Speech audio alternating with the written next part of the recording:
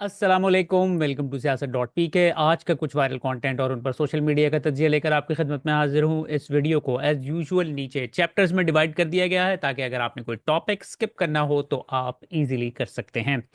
आज आप लोगों के साथ बहुत दिनों बाद मुलाकात हो रही है। मैं ज़ाती मसरूफियात की वजह से ये जो डेली व्लॉग्स थे ये बनाना मैंने बंद किए हुए थे पिछले तकरीबन 2 हफ्ते से। सबसे पहले तो इस एक बड़ी इंटरेस्टिंग स्टोरी के साथ हम स्टार्ट करते हैं। आपको पता है कि मैं ऑब्वियसली कनाडा में रहता हूँ, बहुत अरसे से कनाडा में रहता हूँ। जब इमरान खान साहब की गवर्नमेंट आई थी तो मैं फिर उस वक्त पाकिस्तान मूव हो गया था, तो मैंने कहा कि यार बहुत रह लिया कनाडा में, तो यू नो कुछ पाकिस्तान के लिए कुछ किया जाए। वहाँ पर जाके मैं इस अपने प्लेटफॉर्म को थोड़ा सा डेवलप करना चाहता था, आगे बढ़ाना चाहता था। बहरहाल फिर ऑब्वियसली खान साहब को इन्होंने रिमूव कर दिया, तो मुझे अंदाज़ा था कि अब जो है ना आज़ाद मीडिया की पाकिस्तान में जगह नहीं है। तो मैं जिस दिन खान साहब को इन्होंने इम्पीच किया था उससे अगले दिन ही मैं निकल आया था। और उसके तकरीबन मेरे ख्याल में 2 हफ्ते के बाद पहला केस जो है ना मेरे ऊपर सेस डॉट पी के ऊपर कर दिया गया था। फिर आपको पता है कि इन्होंने आते ही सबसे पहले हमारी वेबसाइट को भी ब्लॉक कर दिया था। फिर उसके बाद हुआ ये कि जो एजेंसीज के बंदे थे वो हमारे पाकिस्तान में जो रिश्तेदार हैं उनको हरास करते रहे हैं। तो बहरहाल मेरी इतना ज़्यादा पाकिस्तान में मैं इतना ज़्यादा इन टच नहीं हूँ, इवन कि अपने रिलेटिव्स के साथ भी। तो जिसकी वजह से वो उस हवाले से कुछ कर ना सके, क्योंकि मेरी सारी फैमिली, मेरी एक्सटेंडेड फैमिली, सब के सब जो है वो पाकिस्तान से बाहर ही रहते हैं सब लोग। अब इस बात को आगे बढ़ाने से पहले मैं आपको बता दूं कि मेरा जो है ना सब कुछ कनाडा में है। मेरा घर बार, इवन के सियासत डॉट पी के जो है ना वो भी कनेडियन बिजनेस है कि कनाडा के अंदर ही रजिस्टर हुआ हुआ है सब कुछ। मैंने पाकिस्तान में कुछ भी नहीं रखा हुआ, क्योंकि हमें पता है कि पाकिस्तान में आपके सामने ही मेन स्ट्रीम मीडिया की क्या हालात है। बड़े बड़े जो चैनल्स हैं वो इस वक्त कंप्लीटली गुलामी कर रहे हैं। उनको सुबह सुबह जो है ना इंस्ट्रक्शंस आती हैं व्हाट्सएप के ऊपर कि भाई ये वाली तुम्हारी आवाज़ निकलनी चाहिए, ये वाली आवाज़ नहीं निकलनी चाहिए। तो अब हुआ क्या, मुझे पता चला कि मेरा जो पाकिस्तान में जो एक बैंक अकाउंट है एक बैंक अकाउंट मैंने रखा हुआ है वहाँ पे, जिसके थ्रू जो है मैं अपने जो एम्प्लॉयज़ हैं उनको पेमेंट्स वगैरह देने के लिए मैंने वो रखा हुआ है। अब पाकिस्तान में अगर आपका कोई बिजनेस अकाउंट है ना और पैसे आपके बाहर से आ रहे हैं तो आपको पाकिस्तान में कोई टैक्स नहीं पे करना पड़ता है, लेकिन मैं फिर भी वहाँ पे टैक्स वगैरह ज़रूर फाइल करता हूँ। हर चीज़ मेरी जो है ना अप टू डेट है। तो मुझे पता लगा कि मेरा ऑडिट खोल दिया गया उस अकाउंट का। अच्छा, फिर क्या हुआ है, फिर मुझे पता चला जो मेरा आबाई शहर है वहां पर से मुझे कुछ इन्फॉर्मेशन मिली कि भाई एफबीआर वाले आपको ढूंढते फिर रहे हैं। आपका जो पुराना घर है ना, जो कि मैं बहुत अरसा पहले जो मेरे वालिद साहब बेच के चले गए थे, वहां पर एफबीआर के जो नुमाइंदे, एफबीआई कह रहा हूँ, एफबीआर के जो नुमाइंदे हैं ना वो तहकीकात करते फिरते हैं कि ये अदील हबीब कौन है, इसका वालिद कौन है, कहाँ है ये। तो वहाँ से वो यानी कि ऑब्वियसली मुझे ऐसा फील हो रहा है ये, क्योंकि एफबीआर हमारी फेडरल गवर्नमेंट के अंडर आता है। तो मुझे लग रहा है कि उनको हुक्म मिला, किसी वजह से बहुत ज़्यादा नाराज़ हो गई मैडम साहिबा जो हैं, तो उन्होंने ऑर्डर दिया है। अब आप अंदाज़ा करें ये सूरत हाल बनी हुई है इनकी। इन्होंने टिकटॉक वीडियोस, क्योंकि मैं अक्सर जो है ना इनकी टिकटॉक वीडियोस के ऊपर इनको क्रिटिसाइज कर रहा होता हूँ ट्विटर के ऊपर। अक्सर मेरी जो है ना ट्वीटें भी जो है ना वायरल हो रही होती हैं। तो मुझे लग रहा है कि ना इनको मेरी जो ट्वीट है ना कोई वो बहुत बुरी लगी है, तो इन्होंने एफबीआर वालों को हुक्म दिया है कि जाके ढूंढ के लाओ, इसके इसके खिलाफ कोई चीज़ मुझे निकाल के ला के दो। तो अभी ये एक डेवलपिंग स्टोरी है। ठीक है जी, ऑडिट करना है बिल्कुल करें, बिस्मिल्लाह। मैंने जब वहां पर मैं पाकिस्तान में मैं कनाडा में रहता हूँ, मेरा एक एक चीज़ जो है ना अप टू डेट मैं यहाँ पे रखता हूँ। कनाडा में रहता हूँ, हर अपना जो है रेगुलरली अपना पर्सनल भी बिजनेस का भी बिल्कुल एक्यूरेट तरीके से टैक्स में फाइल करता हूँ। तो मुझे पता है कि अपनी चीज़ों को किस तरह मैंने मैनेज करना है। पाकिस्तान में भी मैंने यही सूरत हाल है मेरी। एवरीथिंग जो है ना पाकिस्तान में बहुत एक्यूरेट है, टैक्सेस फाइल्स हैं, फाइल हुए हुए हैं। उसके बावजूद इनको हालांकि नज़र भी आ रहा है, ठीक है। जो लड़का मेरा अकाउंट मैनेज करता है वो कहता है ये सर बड़ी अनयूजुअल सी चीज़ है कि जी आपका इन्होंने आउट ऑफ द ब्लू जो है ऑडिट लगा दिया है। हालांकि आपके जो हैं सारे उन्हें नज़र आ रहा है कि भाई ये पैसे सारे के सारे बाहर से आ रहे हैं, ये तो कोई यहाँ पे इसके अंदर कोई ऐसी अजीबो गरीब कोई, यानी कि यूजली ये होता है ना माइक्रो ऑडिट खोल देते हैं आपका कि जी यार चेक करो कि ये जो है इसका ट्रांजैक्शन क्यों नहीं ठीक हो। उन्होंने कुछ नहीं किया, हालांकि मेरा वहाँ पे कुछ भी नहीं है, मैं वहाँ पे एग्जिस्ट भी नहीं करता हूँ। उन्होंने ऑडिट खोल दिया। बहरहाल ये एक डेवलपिंग स्टोरी है ये समझ रहे हैं कि जी मैं जो हूं ना इस चीज से डर कर पीछे हट जाऊंगा। अब आप ये देखें, siyaset.pk जो हमारी वेबसाइट है, हमारा 70-80% रेवेन्यू जो था ना वो siyaset.pk की वेबसाइट से आता था। हमारा फोरम जो है 2 साल पहले इन्होंने कंप्लीटली उसको शट डाउन कर दिया। हमारी मेरी सूरत हाल ये थी, मेरे पास एम्प्लॉयज़ को पैसे देने के लिए पैसे नहीं थे, क्योंकि एकदम आपने सारा सिस्टम शट डाउन कर दिया है, तो मैंने किस तरह चीज़ों को आगे मैनेज करना है। तो मेरा पाकिस्तान में एक प्लॉट था, मैंने प्लॉट सेल किया। उस तरीके से मेरे 2-3 साल गुजरे हैं। तो ये समझ रहे हैं कि इस तरह की ये चीज़ें करके ये मुझे डरा लेंगे। तो मैं तो भाई, जब आपने हमारी वेबसाइट बंद की है उससे पहले जो इतने बड़े बड़े हमें पैसे ऑफर किए गए थे, मैं उस वक्त नहीं पीछे हटा। तो आपकी ये जो छोटी छोटी ये जो धमकियां हैं कि जी आपका अकाउंट ऑडिट हो जाएगा, यानी कि ये ढूंढने की कोशिश कर रहे हैं कि किसी तरीके से जो है ना इस बंदे को काना किया जाए। बहरहाल ये चीज़ मैं आप लोगों के साथ शेयर करना चाह रहा था। एक डेवलपिंग स्टोरी है, मैं आपको इसके हवाले से अपडेट भी देता रहूँगा। तो मुझे मुझे तो किसी चीज़ की कोई फिक्र नहीं है, बिल्कुल मेरा जो है दिल साफ़ है। कोई गलत काम नहीं किया है, ईमानदारी से हर चीज़ की हुई है, तो इनको ऑडिट कर लेने दें, जो करना है इन्होंने कर लें। मेरी अभी वो शहबाज गिल साहब से बात हो रही थी, तो आपको पता है कि शहबाज गिल साहब जो हैं वो प्रोफेसर थे अमेरिका के अंदर, ठीक है। उनके जो है इन्होंने वहाँ पर सारे अकाउंट फ्रीज कर दिए हैं, और उनको कोई 6 करोड़ रुपए का जो है ना बिल बना के भेज दिया है कि आपने ये हमारे टैक्सेस देने के, जब तुमने अमेरिका में नौकरी की थी ना तो उस वक्त तुमने पाकिस्तान में भी टैक्सेस देने थे। 6 करोड़ का बिल बना के दे दिया, और उनके सारे अकाउंट्स वगैरह सब कुछ फ्रीज किया हुआ है इन्होंने। बहरहाल जो भी करना है इन्होंने कर लें, मैं हर चीज़ के लिए तैयार बैठा हूँ। उसके बाद आज ये ARY का ये वाला क्लिप जो है ना बहुत ज़्यादा वायरल हो रहा है। इसमें बेसिकली हुआ ये था कि ऑब्वियसली आपको पता है कि पतन की जो रिपोर्ट आई है इलेक्शन के हवाले से, इलेक्शन रिगिंग के हवाले से, उन्होंने बिल्कुल डिटेल्ड, आप उसको जाके पढ़ भी सकते हैं ऑनलाइन। उन्होंने सारा कुछ जो है ना कच्चा चटा खोल के जो है ना सामने रख दिया है कि किस तरीके से क्या क्या इलेक्शन के दौरान हुआ। ये तो हम सबको पता है कि इलेक्शन के दौरान क्या हुआ है। हम लोगों ने वीडियोस के ऊपर देखा किस तरह जो है जो फौजी जो हमारे भाई हैं बंदूकें उठा के पोलिंग स्टेशंस के अंदर घुसे हुए थे। तो लेकिन ये पतन की जो रिपोर्ट है वो इम्पोर्टेंट इसलिए है कि उन्होंने हर चीज़ को डॉक्यूमेंट करके जो है ना रख दिया है, क्योंकि इवेंचुअली इंशाल्लाह ये जो पाकिस्तान में हुआ है इसकी अकाउंटेबिलिटी होगी। जिन लोगों ने किया है इनको जवाब देना पड़ेगा। तो आज तो इस हवाले से ARY पे ये आज एक प्रोग्राम हो रहा था जिसमें इन्होंने हसन अय्यूब, जो कि ऑब्वियसली सबको पता है कि टाउट है एस्टेब्लिशमेंट का, उसका इलेक्शन से पहले जो प्रिडिक्शंस थी ना एग्जैक्टली उसने जो एज इज जो चीज़ें बताई हुई थी वो उसने उठा के सामने रख दी। उन्होंने ये क्लिप्स चला दिए। अब हुआ ये कि 4 मिनट जो है ये प्रोग्राम चला है, उसके बाद इनको वो प्रोग्राम बंद करना पड़ गया, पीछे से किसी का ऑर्डर आया है। तो ये क्लिप आज वायरल हुआ था, ये देखिएगा पहले। स्पेशल ट्रांसमिशन भी हुई थी, कराची हम गए थे, हम सारे वहाँ पे मौजूद थे। चौधरी गुलाम हसन साहब, हसन अयूब, मैं, और सब ने एक एक अपनी प्रिडिक्शन दी थी कि किस तरह की आउटकम देख रहे हैं। सबसे पहले जाहिर है बहसियत होस्ट ऑफ दिस शो मैंने जो प्रिडिक्ट किया था एट दैट पॉइंट टाइम वो आपको सुनाते हैं। अच्छा, मेरी असेसमेंट है काशिफ साहब, वो ये है कि जो पाकिस्तान मुस्लिम लीग नून है, with all this favorable atmosphere and the kind of reception they have received over the last like 2-3 months, तमाम अतराफ से उनको बड़ा एक रेड कारपेट वेलकम मिला। सो अगर वो सारा कुछ वो कन्वर्ट करते हैं लाइक जो है अपने इन वोटिंग, तो वो 80 से 90 सीटें जो हैं वो सीट पाकिस्तान मुस्लिम लीग नून जो है PMLN को जो टक्कर दे रही होगी, जो नेक टू नेक चल रही होगी, वो होंगे इंडिपेंडेंट्स, ऑल इंक्लूसिव। मैं उनको, अगर PMLN 90 ग्रैब करेगी तो वो भी 90 के इर्द गिर्द उस रेंज के अंदर वो फॉल कर रहे होंगे। उसके बाद चौधरी गुलाम हसन साहब ने भी अपनी एक राय दी थी। जब चौधरी साहब ने राय दी थी तो हम सारे वी वर टेकन अबैक। वो अंग्रेजी का एक वर्ड है ना, डम फाउंड, बिल्कुल हम खवास बाख्ता हो गए थे कि चौधरी साहब की गल्ला कर रहे हैं। चौधरी साहब, मैंने बार बार कहा है कि इंडिपेंडेंस के नाम पर जो कैंडिडेट्स हैं वो 150-200 के दरमियान उनकी सीटें आ रही हैं, और ये पॉलिटिकल वेव चल रही है। Whether Kashif Abbasi like it और नॉट, एक वेव चल रही है, और उस वेव के काउंटर कोई वेव नहीं। और मैंने 70 से आज तक जितने इलेक्शन देखे हैं, जब भी किसी की वेव चली है उसको लोगों ने कामयाब कराया है और नहीं खत्म हुआ। नून की कितनी सीटें दे?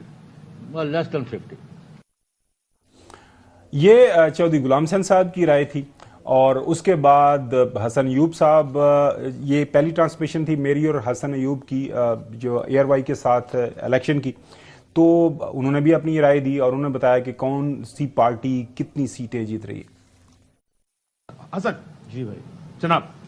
सर, मेरे ख्याल से किसी ने भी सेंचुरी क्रॉस नहीं कराई, तो मैं 100+ पे जा रहा हूँ। बाजू मरोड़ा जा रहा है मुस्लिम लीग नवाज का, और वो बाजू जहां से मरोड़ा जा रहा है वो फैसल बॉर्डर सबको पता है, शामिल है। उसके तमाम बाजू मरोड़ने के बावजूद भी 105 सीटें लिखी है मुस्लिम लीग नवाज की। ये बाजू ना मरोड़ा जाता तो 115-20 था, लेकिन आप 105 लिखे। इंडिपेंडेंस, जो इंडिपेंडेंस जिनकी आप बात कर रहे हैं, ये मादर पिदर आजाद इंडिपेंडेंस यानी पीटीआई। अब इसमें 35 के करीब जो है इंडिपेंडेंट जिनकी हमायत करेंगे पीटीआई की हमायत याफ्ता, 34 से 35। अगर आप काउंट करें दूसरे आजाद जो कि हकीकी मतलब आजाद है, ये वो भी आजाद तकरीबन, ये भी आधे से ज्यादा हकीकी आजाद हो चुके हैं। मादर पिदर आजाद जो है वो 25 है, तो वो 25 और 35 आप ऐड कर लें, 40 60 हो गई जी। जो कि माहौल बन रहा था, हम करीब से सारी चीज़ें देख रहे थे और हम तीनों में से हसन अयूब साहब को ये डिस्टिंक्शन मिली कि ये जो है इंतखाबात से पहले 2 दफ़ा लंदन उनको जाना हुआ, लेकिन ये अपने खर्चे पे गए थे। हमारे ताहयात कैद ये तो नहीं मानते, लेकिन मोहतरम नवाज शरीफ साहब जो मौजूदा सदर भी हैं पाकिस्तान मुस्लिम लीग नून के, उनसे मुलाकात के बाद जो ये असेसमेंट ये इनकी बन रही थी कि जो है इस वक्त जो लग रहा है कि जो पीटीआई है उसके पल्ले कुछ नहीं आएगा और जो उस वक्त पीडीएम का इत्तेहाद है और खासतौर पर पाकिस्तान मुस्लिम लीग नून वो दबा के कामयाब होगी। मैंने तो ये ट्वीट भी किया है कि मुल्क भर में, पंजाब तो दूर की बात है, वफाक तो दूर की बात है, उनको केपीके में भी हुकूमत नहीं बना पाएगी और ये रिकॉर्ड का हिस्सा है। चौधरी साहब भी बात कर रहे हैं, कहते हैं ना 8 करोड़ वोटर है। 8 करोड़ तो दूर की बात है, लाखों में भी वोट ले जाए तो कमाल हो जाएगा। आज ये मतलब प्रोग्राम में रिकॉर्ड कर लें, और चौधरी साहब को मेरी बात पसंद नहीं आएगी। साल का आखिरी प्रोग्राम है, साल का आखिरी प्रोग्राम है, वैसे ही याद रहेगा। साल का आखिरी प्रोग्राम है, वैसे भी याद रहेगा और हमें तो बड़ी अच्छी तरह याद है और कैसे भूल सकते हैं। तब से लेके ऑनवर्ड हम इकट्ठे हैं, साथ हैं। तो नाजरीन, जो ये जो लेटेस्ट इतलात, मतलब आपको पता है 200 जो अमेंडमेंट हुई 26वीं जो तरमीम हुई, उस वक्त जो है सारी पार्टीज़ की जो हमारे सामने स्ट्रेंथ रखी गई वो आपके सामने रख देते हैं। सबसे पहले जो पाकिस्तान मुस्लिम लीग नून है, ये इनके पास 111 है, लेकिन इनमें वो शामिल है इनके जो इनको मिली हुई हैं, आपको पता है वो दूसरी सीटें रिजर्व सीटें हैं। इस तरह पाकिस्तान पीपल्स पार्टी है, उनको भी मिली हुई हैं। इस क्लिप के हवाले से शहजाद अकबर साहब क्या कहते हैं? कहते हैं तफसीलात के मुताबिक चैनल के अंदरूनी ज़राए का कहना है कि प्रोग्राम पे फॉर्म 47 वाली धांधली डिस्कस होना थी और ये 2 हज़रात आज खुल के हकाइक बेनकाब करने वाले थे। इस प्रोग्राम के एक और शख्स ने बाकी 2 हज़रात के तेवर देखते हुए, ये बात करें हसन अयूब की, तेवर देखते हुए अपने बड़ों को आप पारा फ़ोन कर दिया और खूब बढ़ा चढ़ा कर चुगली की। फिर क्या था, फ़ोन खड़के और कारोबार आज़ादी सहाफ़त की आड़े आ गई और प्रोग्राम की तार काट दी गई। मैं जानता हूं आप सारी गालियां चुगलखोरों को देना चाहेंगे, चुगलखोर यानी कि हसन अयूब को, लेकिन ये तो इस कहानी के बाकी किरदारों के साथ ज़्यादती होगी। उसके बाद बिलावल ने जो आज हरकत की है, पूरे पाकिस्तान में और सोशल मीडिया के ऊपर उसका मजाक उड़ाया। आई थिंक बिलावल जो है वो केयर नहीं करता है कि उसका पाकिस्तानी मजाक उड़ाएं या ना उड़ाएं, क्योंकि उसकी पॉपुलैरिटी तो सबको पता है। मुझे याद है कि उसका आज से कोई 4-5 साल पहले उसकी अप्रूवल रेटिंग जो थी 1% थी, ठीक है। तो उसको पता है कि वो चाहे जो मर्जी कुछ कर ले, अवाम की ताकत से तो वो कभी पावर में आ ही नहीं सकता है। तो वो बेसिकली अमेरिका पहुंचा हुआ था, नेशनल प्रेयर ब्रेकफास्ट, उससे आज डोनाल्ड ट्रंप साहब का खिताब था। तो वो उधर पहुंच के उसने कहा कि मैंने अब बताना भी है कि मैं इधर पहुंच गया हूं, ट्रंप के साथ मिलने के लिए मैं पहुंच गया हूं। उन्होंने अपनी जो सेल्फी खींची है, ठीक है, ये सेल्फी आपने देख ली होगी, ठीक है। अब हुआ क्या है, ये एक्चुअल उसकी फुटेज है, ठीक है जी, ये उसकी फुटेज है। और जो बिलावल साहब बैठे हुए हैं उनको कहीं पीछे वो पहुंच गए हैं उधर नेशनल ब्रेकफास्ट प्रेयर की जो इवेंट था, लेकिन उनको उन्होंने आगे कहीं जो एक्चुअल रूम था वहां पे नहीं उनको बैठने दिया। उन्होंने उन्होंने उसको कहीं पीछे बिठाया और वहां पर जो है वो डायरेक्टली डोनाल्ड ट्रंप को देख भी नहीं सकता था। वहां पे एक बड़ी स्क्रीन लगा हुआ था, प्रोजेक्टर लगा हुआ था, यू कैन टेल, मैं इसकी क्वालिटी से पता लग रहा है प्रोजेक्टर है वो। बिलावल साहब ने वहां पर बैठ के अपनी सेल्फी खिंचवाई है प्रोजेक्टर के सामने। It was so funny and it was so embarrassing. यानी कि तो आपको पता है कि बिलावल को पाकिस्तानी सोशल मीडिया से तो कोई पॉजिटिव कवरेज नहीं मिलती है। इसी तरीके से जब कोई मसखरापन करते हैं ना, उसी सूरत में वो जो है ना मंजर आम पर आते हैं, वरना सिर्फ लोग जो है ना उनको एंटरटेनमेंट के लिए इस्तेमाल करते हैं। ये मुझे गारंटी है कि तारड़ साहब जीते हुए नहीं थे। मैं अगर ये कहूं कि बिलावल साहब जीते हुए थे या हारे हुए थे, मुझे ये नहीं पता। ये पता है कि तारड़ साहब आ रहे मुझे हैं। ये पता है कि तारड़ साहब हारे हुए थे। अच्छा, बिल्कुल। तो वो फॉर्म 47 पे हैं जो आपके मुताबिक? सारी 47 पे हैं। सारे से मुराद? पूरा पाकिस्तान 47 पे है। मैं आपको क्या कह रहा हूं, यहां पे आपके सामने है। सर, इसमें पूरे पाकिस्तान में तो आप भी आते हैं ना, फिर पीपल्स पार्टी भी हाँ, आती तो हम भी मेरे हल्के में भी जो जीते हैं 47 पे है, पूरा अटक 47 पे है, पूरा पिंडी 47 पे है, कराची से ढेर सारे लोग 47 पे है। ये तो कोई इसमें तो इसको हम छुपा के तो क्या छुपाना चाहते हैं और क्या सामने ये करना मैंडेट चाहते हैं? किसका था? पीटीआई का था?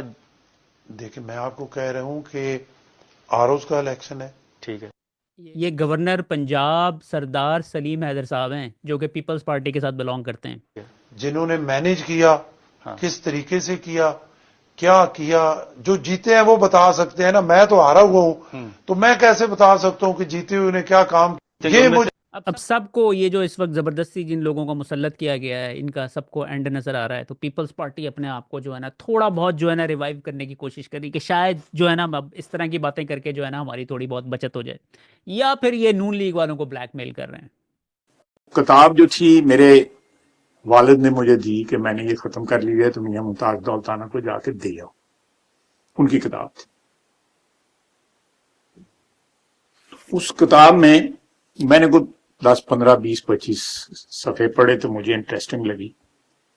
तो मैं मियां मुमताज दौलताना, पता नहीं आप में कितने लोग उनको जानते होंगे, 50 की दहाई के अवाइल में वो चीफ मिनिस्टर थे पंजाब के। मैंने उनसे कहा कि मुझे ये किताब कुछ दिन पढ़ने के लिए दे, तो मैंने शुरू की हुई है। तो मुझे उन्होंने कहा कि बच्चू कहते थे, बच्चू जो किताब देता है किसी को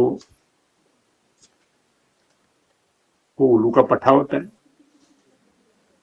और जो वापस करता है वो उससे बड़ा उल्लू का पट्टा होता है। तो मैंने कभी किसी को किताब नहीं दी सिवाय तुम्हारे बाप के। क्या ये क्लिप भी आज सर्कुलेट करता रहा है सोशल मीडिया के ऊपर। इमरान रियाज खान ने इनको जो है ना इस क्लिप को ना समअप कर दिया। कहते हैं रेहाना डार से शिकस्त ने इन्हें जहनी मरीज बना दिया। तो आपको पाकिस्तान का कोई चांस लग रहा है चैंपियंस ट्रॉफी में? चैंपियन ट्रॉफी में अल्लाह करे जीत जाए। वैसे पाकिस्तान के हालात अच्छे नहीं हैं। कैसे हालात क्या? हम तो इमरान खान इनक्लोजर देख रहे हैं, किधर है? इमरान वो खान ढूंढ रहे क्लोजर हैं। में तो आम फैन के लिए आज नहीं है। अच्छा, जी जी, किसके लिए है? मोहसिन नकवी के लिए है। वो पीसीबी के अपने मेहमानों के लिए। अच्छा, चले ठीक है, चले हम जर्नल में कहीं बैठ जाएंगे। जी जी जी जी, रास्ता ये ठीक है, यही है रास्ता। जी जी, इधर से भी जा सकते हैं, आगे वाला भी है। तो आपको पाकिस्तान का कोई चांस लग रहा है चैंपियंस ट्रॉफी में? चैंपियन ट्रॉफी में अल्लाह करे जीत जाए। वैसे पाकिस्तान के हालात अच्छे नहीं हैं। कैसे हालात क्या खराब हैं? ये हुकूमत करप्ट हुकूमत है, अच्छा, कुछ नहीं कर रही, तो इसमें ये क्या करेगी? बात है। नहीं हमने क्यों फंसना है? मैं तो 3 साल अंदर ही जाऊंगा ना, कोई बात नहीं है। नहीं, आपने अंदर क्यों जाना है? हाँ, आप चलाएंगे कहीं किस पे? सर ये मैं PakTV.tv है, उसके ऊपर चलेगा। आपने जो बात की मैं चलाऊंगा। मैं चलाएं। इसमें कौन सी बात है? आपका राय चलाएं, मैं हाजिर हूँ। अगर मेरा नंबर चाहिए तो वो भी दे देता हूँ, ताकि उनको एक्सेस हो मुझे अरेस्ट करने में। नहीं, आपको क्यों अरेस्ट करना है उन्होंने? इसलिए कि ये जो कानून बनाया है, यह कानून बनाया है, ये तो कोई कानून है? ये हुकूमत ये है जी लोगों का सेंटिमेंट। 8 फरवरी को निकलेंगे या नहीं? इंशाल्लाह इंशाल्लाह इंशाल्लाह निकलेंगे सर 8 फरवरी इंशाल्लाह इंशाल्लाह निकलेंगे जी इंशाल्लाह निकलेंगे जी इंशाल्लाह इंशाल्लाह जिंदाबाद। और जाना है, आप जाएंगे? अच्छा इमरान खान का नाम ले आई माशाल्लाह तेरे गुनाह बख्शे हमारे यकीन मन्ने जो भी डंडे डुंडे वाजते ना सानू साडा जज्बा वादा है, साडी मोहब्बत ताजा होती है। भी जंग होगी हम इमरान खान के साथ खड़े होंगे, जान तन मन हर चीज कुर्बान है इमरान खान। गलीज लोग हैं, इतने घटिया तरीन लोग हैं, अभी खान की तरफ भेज रहे हैं पैगाम डील करो बाहर चले जाओ या बनी गाला आ जाओ, बस चुप रहो 3-4 महीने चुप। क्या चुप रहे वो? उसका यही कसूर है बस अवाम के लिए। उसने कहा कि नहीं उठो मेरी दुनिया के गरीबों को जगा दो, बस यही कसूर है उसका। सर जी ये बताइएगा 8 फरवरी को खान साहब ने एक जलसे की कॉल दी है, आप जाएंगे? इंशाल्लाह जाएंगे, जरूर जाएंगे आप। इसके बावजूद के एहतजाजियों को गोलियां लगती हैं यार। कोई बात नहीं, जाएंगे फिर भी। फरवरी को जलसे पर जाएंगे है जनाब? कोई गाड़ नहीं। इमरान खान जिंदाबाद। जाएंगे आप? जाएंगे। जान भी हाजिर है इमरान खान के लिए। वो क्या है इमरान खान में ऐसा? जो मर्जी हो, हमें गोली बजे इधर रख के मार दे, इमरान खान जिंदाबाद। नहीं कोई खतरे वाली बात नहीं यार। मैं आपको एक बात बताऊं, जिनके घरों से लाशें उठ चुकी हैं, इससे आगे क्या होगा? बच्चों को भी पकड़ेंगे ना तो आपको इमरान खान का नारा लगाते हुए नजर आएंगे। इस कदर वो शौर्य दे चुका है। इमरान खान जिंदाबाद। आप तो मुतालिया पाकिस्तान में मरियम नवाज को पढ़ रहे हैं। मरियम नवाज हीरो है पाकिस्तान की। इमरान खान नहीं मरियम नवाज है मेरे भाई। इमरान खान के पीछे इमरान खान, हर साइड में इमरान खान। तो फिर आगे भी इमरान खान, पीछे भी इमरान खान, दिल में भी Imran. It'll be interesting to see कि 8 फरवरी को कितने लोग बाहर निकलते हैं। ऐसा तो नहीं था कि इलेक्शन में हिस्सा लेने का, देखिए उस वक्त भी कोर्ट्स जो थे वो बहुत से फैसले गलत करते थे, लेकिन ये भी एक हकीकत है, चाहे वो साद रफीक साहब का था या दूसरे शहबाज शरीफ साहब का था, मरियम नवाज का था, कितने फैसले उनके हक में आते थे। ऐसा तो कोई चीफ जस्टिस नहीं होता था कि if you can't take the heat you don't go to the kitchen. ये जो काजी फाइज ईसा साहब ने फरमाया था, ऐसा तो नहीं था कि सिंबल ही ले लिया था, ऐसा तो नहीं था कि इलेक्शन में हिस्सा लेने की इजाजत ही ना हो, ऐसा तो नहीं था कि कॉर्नर मीटिंग ही ना होने थे। ये तो देखे ना, ये तो फस्तायत है। इसको हम कैसे एक्सेप्ट कर ले कि रिफॉर्म्स, कौन से रिफॉर्म्स? इस वक्त कौन कहता है कि कॉर्नर मीटिंग नहीं कर सकता? आप कह रहे हैं इस्लामाबाद, कराची में कॉर्नर मीटिंग पीटीआई नहीं कर सकती। इलेक्शन में उठा के देख लें, अपने नुमाइंदों से पूछ लें, कॉर्नर मीटिंग 50 लोगों की नहीं करने देते थे, उखाड़ देते थे, सारे स्टेज वगैरह कुर्सियां उठा के ले जाते थे। देखिए काजी फाइज ईसा साहब जो है ना तारीख में अपना नाम लिखवा गए हैं। वो डायरेक्ट मखदूम साहब, एक्स गवर्नर पंजाब मखदूम सैयद अहमद महमूद साहब मुखातिब हुए, मुझे कहने लगे कि हम आपके मकान को मैं ऑर्डर दे रहा हूं, ताला लगा दे। वो मकान जिसमें मेरे अब्बा व अजदाद 200 साल से रहते चले आ रही है, ताला लगवा रहा हूं। तो मैंने इस्तफसार किया कि सर मैंने क्या जुर्म किया है? तो मुझे कहने लगे कि आप पीटीआई के नजरियाती वर्कर हो, आप पीटीआई की पॉलिटिकल एक्टिविटीज में पार्टिसिपेशन करते हो, जलसे हो, धरने हो, आप उसमें शामिल होते हो, और सबसे बड़ा जुर्म आपका यह है कि आप पीटीआई के पोलिंग एजेंट भी रहे हो। तो मैंने कहा सर ये जुर्म है मेरा। कहने लगे हाँ ये जुर्म है, ये हमें काबिल कबूल नहीं है कि कोई बंदा हमारे इलाके का, हमारे जेर असर रहने वाला, हमारे सियासी मफादात के खिलाफ जाए। तो मैंने कहा कि ये है जी बिलावल भुट्टो जरदारी की जमहूरियत। ये बात कर रहा है साबिक गवर्नर पंजाब मखदूम सैयद अहमद साहब की, क्या ये पाकिस्तान की जमहूरियत है? अब अगर ये मेरे जुर्म हैं तो ये तो कुछ भी कीमत नहीं है, फिर मैं ये जुर्म बार बार करूंगा।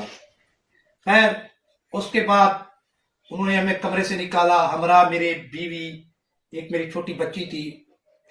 तो वहां उनके गुंडे तैयार खड़े थे जेडीडब्ल्यू के अंदर, जहां इन्होंने टार्चा से बनाए हुए हैं।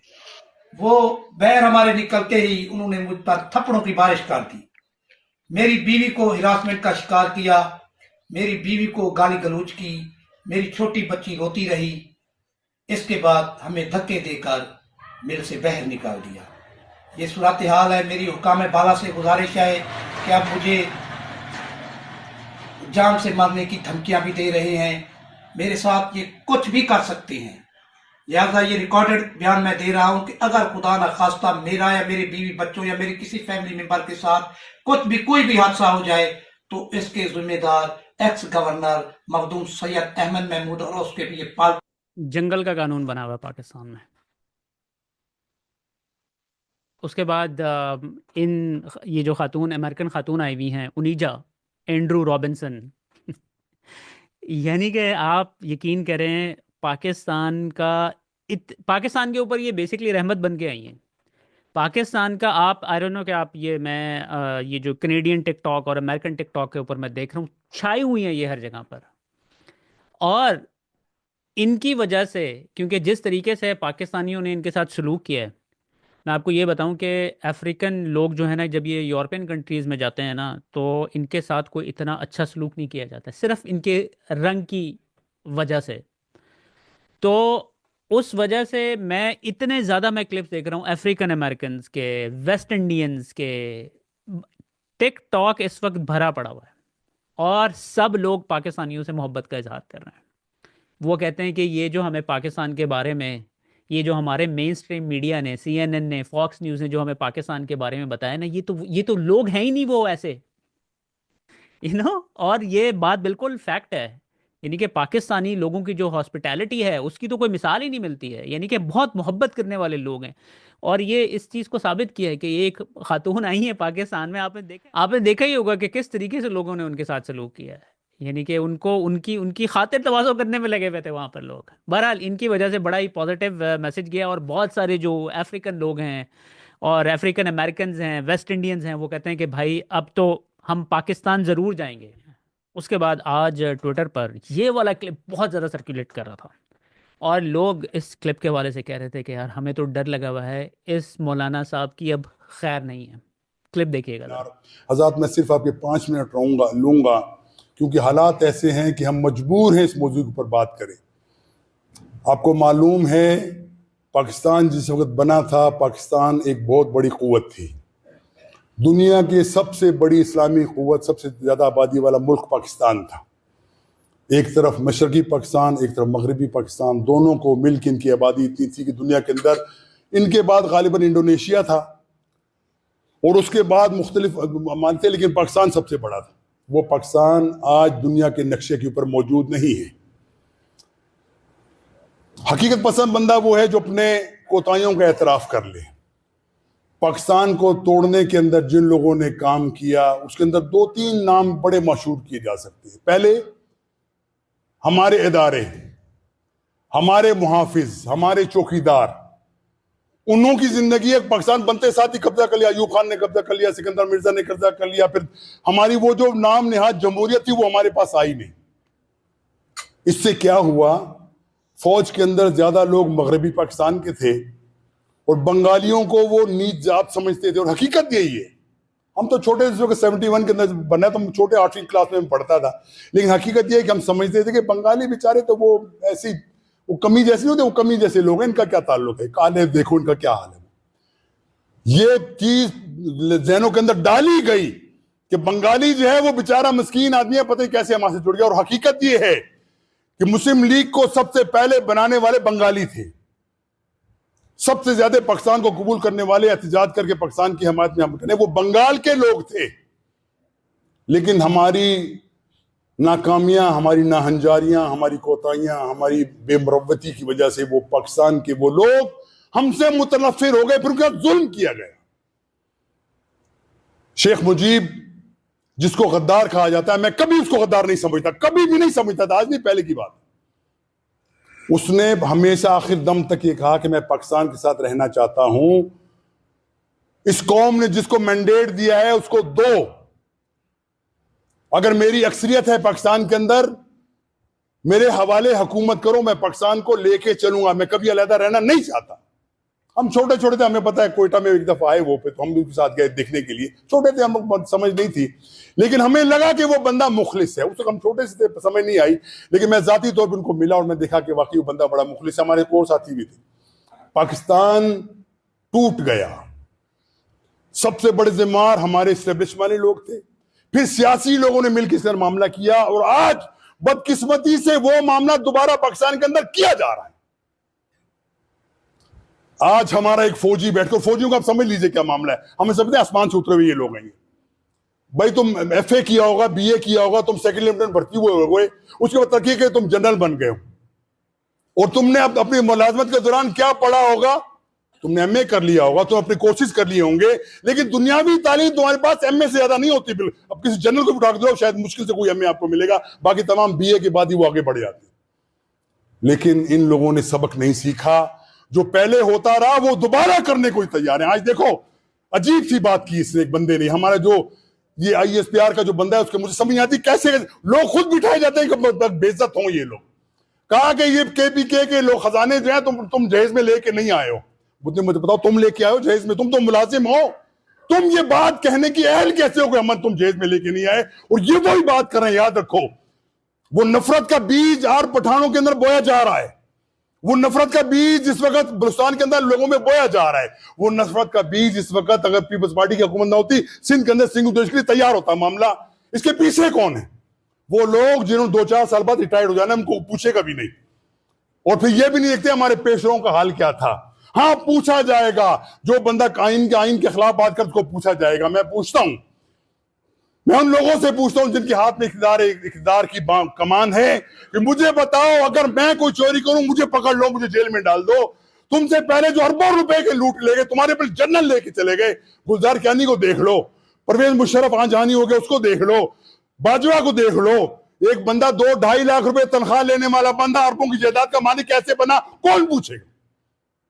और फिर तुम पाकिस्तान के अंदर लोगों को उकसाते हो कि हम ये कर देंगे और वो कर देंगे, और हकीकत क्या है? किसी तारीख के अंदर, किसी मुल्क के अंदर ऐसा नहीं हुआ कि खवातीन को उठा के ले जाओ और उनको ब्लैकमेल करो कि तुम्हारे खानदान बच्चों को लाओ, मियाँ को लेकर वरना हम तुम्हें कत्ल कर देंगे। और क्या क्या ज्यादतियां नहीं हुई। एक बंदे ने बाकायदा वीडियो बनाई कि मेरी बेटी जिसकी शादी 2 महीने बाद होने वाली थी, इन फौजियों ने मेरे सामने उसका रेप किया। किसने किया? ये मुसलमान है, कलमा पढ़ने वाले हैं, मुहाफिज हैं, हमारी तरह टैक्स ऊपर पलने वाले लोग। लेकिन बात कहो तो मुजरिम हो, खामोश रहो तो फिर मुजरिम हो। भाइयों, ये क्या हो रहा है हमारे साथ? कौन करना चाह रहा है ये? और याद रखो, अफगानिस्तान के अंदर हमारे हजार उनसे लोगों से इख्तिलाफ हो, फिर भी वो हमारे साथी थे, हमारे दोस्त हैं, कलमा पढ़ने वाले हैं। ऐसा मामला बनाया जा रहा है कि दोबारा तुम जो काम अमेरिका नहीं कर सकता, नेटो नहीं कर सकी, तुम पाकिस्तानी फौजों को लड़ाओ उनके साथ, हमारे साथ दोबारा मिलाओ उनके साथ। क्या कर रहे हो तुम?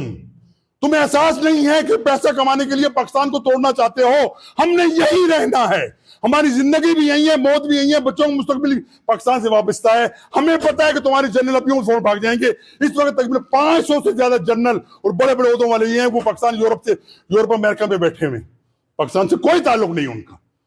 हाँ, पेंशन लेंगे जबरदस्त तरीके से, और यही काम हमारे अदारों का है, यही काम हमारे मेरी ब्यूरोक्रेसी का है, यही काम हमारे जुडिशरी का है कि अरबों रुपए कमा के वो बाहर बैठे हैं और पाकिस्तान के खिलाफ वहां पे बैठ के बात करते हैं, उनको एहसास नहीं होता। हाँ, बात करो तो मुजरिम हो, खामोश रहो तो फिर अपने आप को हमारा जमीर का चौके लगाता है कि बात क्यों नहीं करते।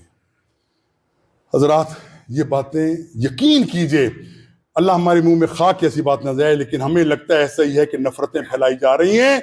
और उस वक्त ये हमारा मगरबी बॉर्डर जो है गैर महफूज कर दिया गया। तुम अगर नहीं चलोगे अफगानियों की हमायत में, इंडिया तैयार बैठा है वहां पे अपने दोबारा अड्डे खोलने के लिए।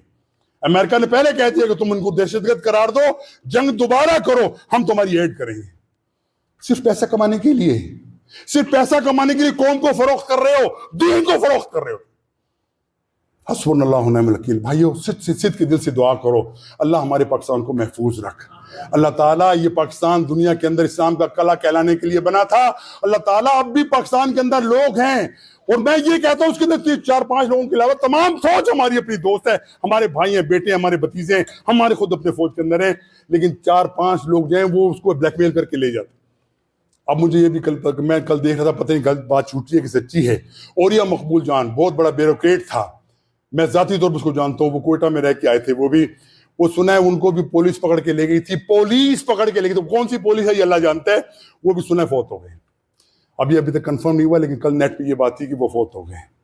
हस्बुनल्लाहु व निअमल वकील। वो फौत हुए, अल्लाह ताला उनके दर्जात को बुलंद करे। हक बात कहने वाला बंदा था, वो हक बात कहता था हमेशा। हस्बुनल्लाहु व निअमल वकील, हस्बुनल्लाहु व निअमल वकील, हस्बुनल्लाहु व निअमल वकील। अल्लाहुम्मा सल्लि अला मुहम्मदिन व आलि मुहम्मद कमा सल्लैता अला इब्राहीम व अला आलि इब्राहीम इन्नका हमीदुम मजीद।